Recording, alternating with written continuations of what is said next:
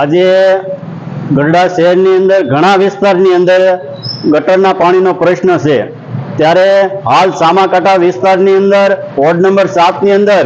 અડતાળા road ઉપર યોગીનગરની અંદર જે પાણી આવે છે, આ 5મો વારો છે। દર વખતે ગટરનું પાણી આવે છે, એટલે આજે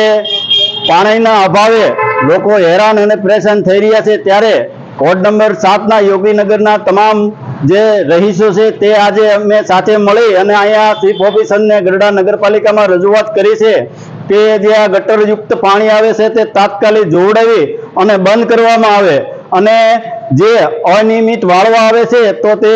રેગ્યુલર વાળવા આવે અને જે કચરાનો ઢગલા થયા છે તે તાત્કાલિક ત્યાં સાફ સફાઈ કરવામાં આવે। જે કંઈ અમારા પ્રશ્ન હતા તે હાલ અમે અત્યારે અહીંયા ચીફ ઓફિસરને લેખિતમાં રજૂઆત કરી છે અને આનું નિરાકરણ 8 દિવસની અંદર લાવે અને 8 દિવસની અંદર જો આ નિરાકરણ નહીં લાવવામાં આવે તો આ વિસ્તારના લોકો મહિલાઓ સાથે ગઢડા નગરપાલિકાની અંદર ઉગ્ર આંદોલન કરશે એવી આજે અમે અહીંયા રજૂઆત કરી છે।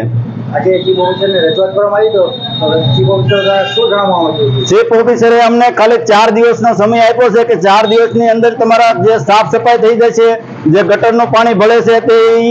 ગટરનું પાણી અમે જોડાવી અને તાત્કાલિક તમને સારું પાણી મળે એવી એને અમને ખાતરી આપી છે।